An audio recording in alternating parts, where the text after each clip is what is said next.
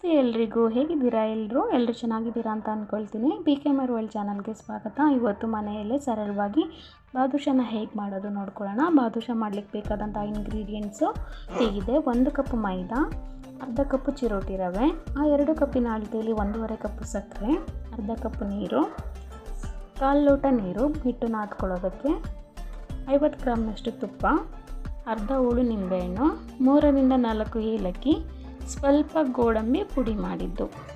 ಇವಾಗ ಒಂದು ಬೌಲ್ ತೊಗೊಂಡು ನಾವು ಏನು 1 ಕಪ್ಪು ಮೈದಾ ತೊಗೊಂಡಿದ್ದೋ ಆ 1 ಕಪ್ ಮೈದಾನ ಬೌಲ್ ಒಳಗೆ ಹಾಕ್ಕೊಳ್ಳಿ. ಮತ್ತು ಅರ್ಧ ಕಪ್ಪು ಚಿರೋಟಿ ರವೆನ ಆ ಮೈದಾಕ್ಕೆ ಮಿಕ್ಸ್ ಮಾಡ್ಕೊಳ್ಳಿ. ಕೆಲವರು ಚಿರೋಟಿ ರವೆ ಬದಲಾಗಿ ಬಾದುಷಾ ಮಾಡುವಾಗ ಮೊಸರು ಮತ್ತು ಸೋಡಾನ ಬಳಸ್ಕೊತಾರೆ. ನಾನೆಲ್ಲ ಅವೆರಡನ್ನೂ ಸ್ಕಿಪ್ ಮಾಡಿ ಚಿರೋಟಿ ರವೆನ ಬಳಸ್ಕೊಂಡಿದ್ದೀನಿ.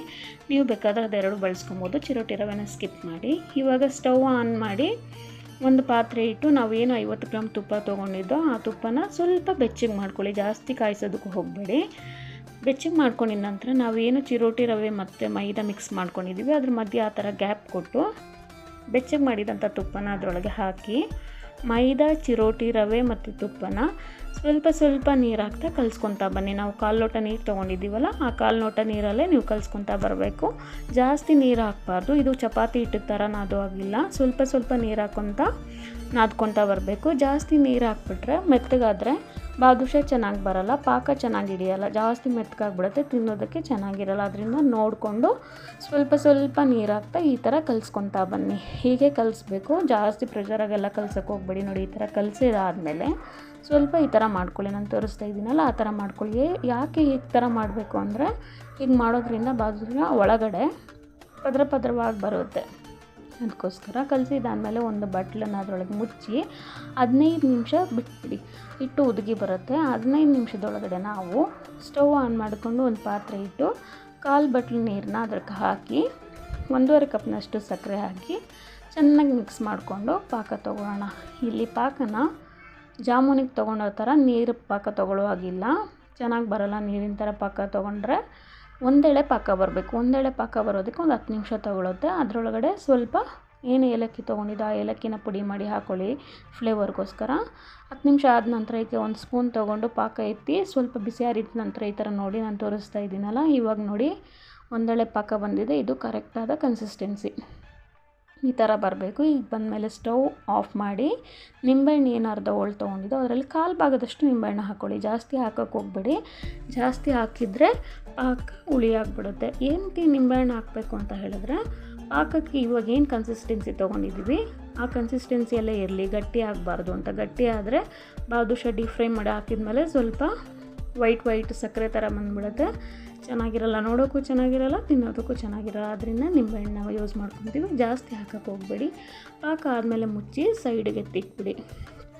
ಆಮೇಲೆ ನಾವು ಏನು ಈ ಬಾದುಷಾದಕ್ಕೋಸ್ಕರ ಮಾಡೋದಕ್ಕೋಸ್ಕರ ಹಿಟ್ಟು ಕಲಸಿ ಇಟ್ಕೊಂಡಿದ್ವಲ್ಲ ಅದನ್ನು ತೆಗೆದು ಇನ್ನೊಂದು ಸ್ವಲ್ಪ ಆ ಥರ ಲೈಟಾಗಿ ಪ್ರೆಸ್ ಮಾಡ್ಕೊತಾ ಬನ್ನಿ.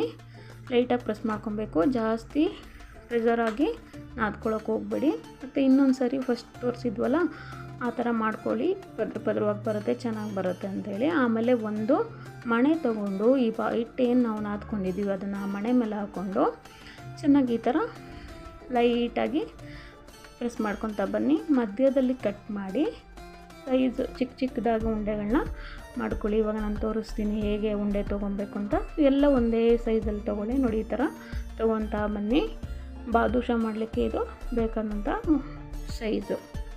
ಈ ಥರ ಎಲ್ಲನೂ ಉಂಡೆ ಮಾಡ್ಕೊಂಡ್ಮೇಲೆ ನೋಡಿ ತೊಗೊಂಡು ಒಂದೊಂದಾಗಿ ತೊಗೊಂಡು ಲೈಟಾಗಿ 2 ಕೈಯಿಂದ ಪ್ರೆಸ್ ಮಾಡ್ಕೊತಾ ಬನ್ನಿ. ರೋಲ್ ಮಾಡ್ಕೊಂಡು ಹೀಗೆ ಲೈಟಾಗಿ ಆಮೇಲೆ ಮಧ್ಯದಲ್ಲಿಟ್ಟು ಪ್ರೆಸ್ ಮಾಡಿ ಹೆಬ್ಬೆರಳಲ್ಲಿ ಸೆಂಟ್ರಲ್ಲಿ ಒಂದು ತೂತ್ ಮಾಡಿ. ಇದು ಮೈದಾ ಚಿರೋಟಿ ಆಗಿರೋದ್ರಿಂದ ಏನು ಹೋಲ್ ಬೀಳಲ್ಲ. ಸುಮ್ಮನೆ ಲೈಟಾಗಿ ಆ ಥರ ಪ್ರೆಸ್ ಮಾಡ್ಕೊತಾ ಬನ್ನಿ. ಎಲ್ಲನೂ ಅಷ್ಟೇ ಹಾಗೆ ಒಂದೊಂದೇ ಉಂಡೆ ತೊಗೊಂಡು 2 ಕೈ ಮಧ್ಯದಲ್ಲಿಟ್ಟು ತಿರುಗಿಸ್ತಾ ಲೈಟಾಗಿ ಪ್ರೆಸ್ ಮಾಡ್ಕೊತಾ ಬನ್ನಿ. ನೋಡಿ, ಇವಾಗ ತೋರಿಸ್ತೀನಿ. ಈ ಥರ ಪ್ರೆಸ್ ಮಾಡ್ಕೊತಾ ಆಮೇಲೆ ಹೆಬ್ಬೆರಳಲ್ಲಿ ಮಧ್ಯದಲ್ಲಿ ಈ ಥರ ಮಾಡಿಕೊಂಡ್ರೆ ಬಾದುಷಾಕ್ಕೆ ಬೇಕಾದ ಆಕಾರ ರೆಡಿ ಆಗುತ್ತೆ. ಎಲ್ಲನೂ ಅಷ್ಟೇ, ಎಲ್ಲ ಉಂಡೆಗಳನ್ನೂ ಇದೇ ಥರ ಮಾಡ್ಕೊತಾ ಬನ್ನಿ.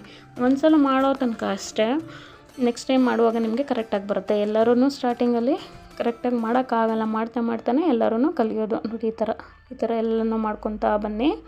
ನೋಡಿ ಎಷ್ಟು ಈಸಿಯಾಗಿದೆ. ಈ ಥರ ಎಲ್ಲ ಉಂಡೆಗಳನ್ನ ಹೀಗೆ ಮಾಡ್ಕೊತ ಬನ್ನಿ. ನೋಡಿ ಇವಾಗ ಎಲ್ಲ ಉಂಡೆಗಳನ್ನ ನಾನು ಬಾದುಷಾ ಶೇಪಿಗೆ ತೊಗೊಂಡು ಬಂದಿದ್ದೀನಿ. ಇವಾಗ ಸ್ಟವ್ ಆನ್ ಮಾಡಿ ಇದಕ್ಕೆ ಸ್ವಲ್ಪ ದಪ್ಪ ತಳದ ಬಾಣಲಿನೇ ನೀವು ಬಳಸ್ಕೊಬೇಕು. ದಪ್ಪ ತಳದ ಬಾಣಲೆ ಆದರೆ ಸೀದೋಗಲ್ಲ. ನೀವು ತೆಳುವಾಗಿರೋ ಬಾಣಲಿಗೆ ತೊಗೊಂಡ್ರೆ ಸೀದೋಗ್ಬಿಡುತ್ತೆ, ಬಾದುಷಾ ಕಲರ್ ಬಂದುಬಿಡುತ್ತೆ, ಒಳಗಡೆ ಬೇಯಲ್ಲ. ಅದಕ್ಕೋಸ್ಕರ ಸ್ವಲ್ಪ ದಪ್ಪ ತಳದ ಬಾಣಲೆ ತೊಗೊಂಡು ಅದಕ್ಕೆ ರೀಫೈಂಡ್ ಆಯಿಲ್ನ ಯೂಸ್ ಮಾಡ್ಕೊಳ್ಳಿ. ಇದಕ್ಕೆ ರೀಫೈಂಡ್ ಆಯಿಲ್ ಹಾಕಬೇಕು, ಯಾವುದಾದ್ರೂ ಸರಿ ರೀಫೈಂಡ್ ಆಯಿಲ್ ಹಾಕ್ಕೊಳ್ಳಿ. ಮತ್ತು ಜಾಸ್ತಿ ಕಾಯಿಸೋದಕ್ಕೆ ಹೋಗಬಾರ್ದು, ಎಣ್ಣೆನ ಮೀಡಿಯಮ್ ಫ್ಲೇಮಲ್ಲೇ ಇಟ್ಕೊಂಡು ಸ್ವಲ್ಪ ಬಿಸಿಯಾಗಿದ್ದ ನಂತರ ಬಾದುಷಾ ಹಾಕ್ಕೊಂಡು ನೋಡಿ ಈ ಸೌಟನ್ನು ತೊಗೊಂಡು ಉಲ್ಟಾ ಮಾಡಿ ಈ ಥರ ಮಾಡ್ಕೊತಾ ಬನ್ನಿ. ಒಂದೊಂದನ್ನೇ ತಳ್ಕೊತಾ ಬನ್ನಿ, ಒಟ್ಟಿಗೆ ಮಗ್ಚಕ್ಕೆ ಹೋಗಬೇಡಿ. ಬಾದುಷಾ ತಳ ಹಿಡ್ದಿರುತ್ತಲ್ಲ, ತಳನ ಬಿಡಿಸ್ಕೊತಾ ಬನ್ನಿ ಸೌಟನ್ನ ಉಲ್ಟಾ ಮಾಡಿಕೊಂಡು. ನೋಡಿ ಇವಾಗ ಗೋಲ್ಡನ್ ಬ್ರೌನ್ ಕಲರ್ ಬರೋದಕ್ಕೆ ಶುರು ಆಗುತ್ತೆ. ಜಾಸ್ತಿ ಕಲರ್ ಬರಬೇಕು, ಜಾಸ್ತಿ ಟೈಮ್ ತೊಗೊಳುತ್ತೆ, ಒಂದು 15ರಿಂದ 20 ನಿಮಿಷ ತೊಗೊಳುತ್ತೆ ಇದು ಗೋಲ್ಡನ್ ಬ್ರೌನ್ ಕಲರ್ ಬರೋದಕ್ಕೆ. ನೋಡಿ ಇಲ್ಲಿ ಕಾಣಿಸ್ತಾ ಇದೆ ಅಲ್ಲ, ಈ ಥರ ಬರಬೇಕು. ಇವಾಗ ಒಂದೊಂದನ್ನೇ ತಿರುವಾಕೊತಾ ಬನ್ನಿ. ನೋಡಿ ಎಲ್ಲನೂ ಗೋಲ್ಡನ್ ಬ್ರೌನ್ ಕಲರ್ ಬಂದಿದೆ. ಇವಾಗ ಇದು ಬಾದುಷಕ್ಕೆ ಬೇಕಾದ ಕನ್ಸಿಸ್ಟೆನ್ಸಿಯಲ್ಲಿ ಬಂದಿದೆ.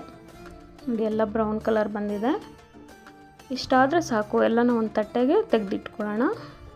ನೋಡಿ ಎಲ್ಲ ಎಷ್ಟು ಚೆನ್ನಾಗಿ ಬಂದಿದೆ, ಎಲ್ಲ ಬಿಸ್ಕೆಟ್ ಕಲರಲ್ಲಿ ಬಂದಿದೆ. ಇದನ್ನು ನಾವು ಏನು ಪಾಕ ತೆಗೆದಿಟ್ಕೊಂಡಿದ್ದೀವಿ ಆ ಪಾಕದೊಳಗೆ ಹಾಕ್ಕೊಳ್ಳೋಣ. ಪಾಕ ಸ್ವಲ್ಪ ಉಗುರು ಬೆಚ್ಚಗಿರಬೇಕು, ಜಾಸ್ತಿ ತಣ್ಣಗಾಗಬಾರ್ದು, ಪಾಕ ಜಾಸ್ತಿ ಬಿಸಿನೂ ಇರಬಾರ್ದು. ನೋಡಿ ಉಗುರು ಬೆಚ್ಚಗಾಗಿರಬೇಕು. ಮತ್ತು ನಾವೇನು ಬಾದುಷಾ ಮಾಡ್ಕೊಂಡಿದ್ದೀವಿ ಅದು ಅಷ್ಟೇ ಸ್ವಲ್ಪ ಬಿಸಿ ಇರಬೇಕು, ಜಾಸ್ತಿ ಬಿಸಿ ಇರಬಾರ್ದು. ಇವಾಗ ಒಂದೊಂದನ್ನೇ ಆ ಪಾಕದೊಳಗಡೆ ಹಾಕ್ಕೊತಾ ಬನ್ನಿ. ನೋಡಿ ನಿಧಾನಕ್ಕೆ ಏನು ತೊಗೊಂಡಿದ್ದೀರ ನೀವು ಬಾದುಷಾ ಅದನ್ನ ಒಂದೊಂದನ್ನೇ ಹಾಕ್ಕೊಂಡು ಎಲ್ಲನ ಪಾಕದೊಳಗೆ ಹಾಕಿ. ಈ ಪಾಕ ಬಾದುಷಕ್ಕೆ ಹಿಡಿಯೋದಕ್ಕೆ ಒಂದು 15ರಿಂದ 20 ನಿಮಿಷ ಬೇಕಾಗುತ್ತೆ ಚೆನ್ನಾಗಿ ಹೀರ್ಕೊಳ್ಳೋದಕ್ಕೆ. ಹಾಕಿ ಸ್ವಲ್ಪ ಹೊತ್ತು ಮುಚ್ಚಿ ಎತ್ತಿಟ್ಬಿಡಿ. ಒಂದು 5 to 6 hours ಆದಮೇಲೆ ಇನ್ನೂ ಚೆನ್ನಾಗಿರುತ್ತೆ ಬಾದುಷಾ ತಿನ್ನಲಿಕ್ಕೆ. ಅಷ್ಟೊತ್ತು ಬೇಕಾಗುತ್ತೆ ನಾವು ಪಾಕ ಹಿಡಿಯೋದಕ್ಕೆ. ನಾನಿವಾಗ ನಿಮ್ಗೆ ತೋರಿಸೋದಕ್ಕೋಸ್ಕರ ಬೇಗ ತೆಗೆದು ತೋರಿಸ್ತಾ ಇದ್ದೀನಿ. ನೋಡಿ ಬಾದುಷಾ ಎಷ್ಟು ಚೆನ್ನಾಗಿ ಬಂದಿದೆ, ನೋಡೋಕ್ಕೆ ಎಷ್ಟು ಚೆನ್ನಾಗಿದೆ ಅಲ್ವಾ. ನೀವು ಒಂದು ಸಲ ಮನೆಯಲ್ಲಿ ಟ್ರೈ ಮಾಡಿ, ಖಂಡಿತವಾಗೂ ಹೇಗಿತ್ತು ಅಂತ ನನಗೆ ಕಮೆಂಟ್ ಬಾಕ್ಸಲ್ಲಿ ಕಮೆಂಟ್ ಮಾಡಿ. ಮತ್ತು ನಿಮಗೆ ಯಾವುದಾದ್ರೂ ರೆಸಿಪೀಸ್ ಬೇಕಾದರೆ ಅದನ್ನು ಕೂಡ ಕಮೆಂಟ್ ಬಾಕ್ಸಲ್ಲಿ ಹಾಕಿ. ನಾನು ಎಲ್ಲ ರೆಸಿಪೀಸ್ನೂ ಕೂಡ ಮಾಡೋದಕ್ಕೆ ಟ್ರೈ ಮಾಡ್ತೀನಿ. ದಯವಿಟ್ಟು ವಿಡಿಯೋ ಇಷ್ಟ ಆದರೆ ಲೈಕ್ ಮಾಡಿ, ಶೇರ್ ಮಾಡಿ ಮತ್ತು ಕಮೆಂಟ್ ಮಾಡಿ. ಸಬ್ಸ್ಕ್ರೈಬ್ ಮಾಡೋದಕ್ಕೆ ಮರಿಬೇಡಿ. ನಂದು ಇದು ಹೊಸ ಚಾನಲ್ಲು, ನಿಮ್ಮ ಸಪೋರ್ಟ್ ತುಂಬಾ ಬೇಕಾಗಿದೆ. Thank you.